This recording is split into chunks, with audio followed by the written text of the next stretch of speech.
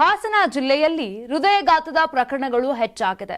ಇದಕ್ಕೆ ನಿಜವಾದ ಕಾರಣಗಳನ್ನು ತಿಳಿಯಲು ತಾಂತ್ರಿಕ ಸಮಿತಿ ಸದಸ್ಯರ ತಂಡವನ್ನು ರಚಿಸಲಾಗಿತ್ತು. ಇದೀಗ ವರದಿಯನ್ನ ಸಿದ್ಧಪಡಿಸಿ ಆರೋಗ್ಯ ಸಚಿವ ದಿನೇಶ್ ಗುಂಡೂರಾವ್ ಅವರಿಗೆ ಕೊಟ್ಟಿದ್ದಾರೆ.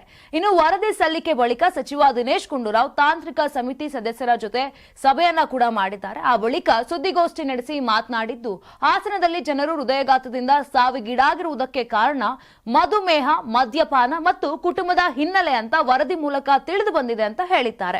ಇನ್ನು ಮೇ ಮತ್ತು ಜೂನ್ ತಿಂಗಳಲ್ಲಿ ಹಾಸನ ಜಿಲ್ಲೆಯಲ್ಲಿ ಹೃದಯಘಾತಕ್ಕೆ 24 ಮಂದಿ ಮೃತಪಟ್ಟಿದ್ದರು. ತಜ್ಞರು ನೀಡಿದ ಅಧ್ಯಯನದ ವರದಿಯಲ್ಲಿ 4 ಹೃದಯ ಸ್ತಂಭದಿಂದ ಮೃತಪಟ್ಟಿಲ್ಲವೆಂದು ತಿಳಿದು ಬಂದಿದೆ.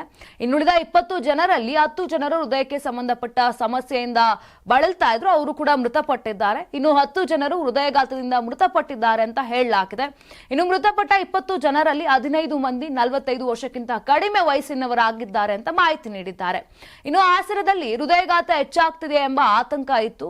2024ರಲ್ಲಿ ಹೃದಯಘಾತದಿಂದ 24 ಜನರು ಮೃತಪಟ್ಟಿದ್ದಾರೆ. ಈ ವರ್ಷ 20 ಜನರ ಸಾವಾಗಿದೆ. ಆತಂಕ ಪಡುವ ಸಂಗತಿ ಇಲ್ಲ. ಚಿಕ್ಕ ವಯಸ್ಸಿನವರಿಗೆ ಹೃದಯಘಾತವಾಗುತ್ತಿದ್ದು ಗಂಭೀರ ವಿಚಾರವಾಗಿದೆ. ಚಿಕ್ಕ ವಯಸ್ಸಿನವರು ಹೃದಯಘಾತದಿಂದ ಸಾವನ್ನಪ್ಪುತ್ತಿರುವುದಕ್ಕೆ ಅತಿಯಾದ ಬೊಜ್ಜು ಕಾರಣ ಎಂಬುದು ಮರಣೋತ್ತರ ಪರೀಕ್ಷೆಯಲ್ಲಿ ತಿಳಿದು ಬಂದಿದೆ ಅಂತ ಕೂಡ ಹೇಳಿದ್ದಾರೆ. ಇನ್ನು ಚಾಲಕರ ಹೆಚ್ಚು ಹೃದಯಘಾತಕ್ಕೆ ಒಳಗಾಗ್ತಿದ್ದು ಆಟೋ ಕ್ಯಾಬ್ ಚಾಲಕರು ಬಗ್ಗೆ ಹೆಚ್ಚು ಗಮನವನ್ನ ಕೊಡಬೇಕು. ಆಟೋ ಕ್ಯಾಬ್ ಚಾಲಕರಿಗೆ ಪ್ರತ್ಯೇಕವಾಗಿ ತಪಾಸಣೆ ಮಾಡಿಸಲು ಸಲಹೆಯನ್ನ ಕೂಡ ಕೊಡ್ತೀನಿ. ಸ್ಕ್ರೀನಿಂಗ್ ಮಾಡಿಸಲು ಚಾಲಕರ ಸಂಘದ ಜೊತೆ ಮಾತುಕತೆಯನ್ನ ಮಾಡ್ತೇವೆ. ಮೃತಪಟ್ಟ ಬಹುತೇಕರಲ್ಲಿ ಧೂಮಪಾನ ಹಾಗೂ ಮದ್ಯಪಾನದ ಅಭ್ಯಾಸ ಕೂಡ ಇತ್ತು.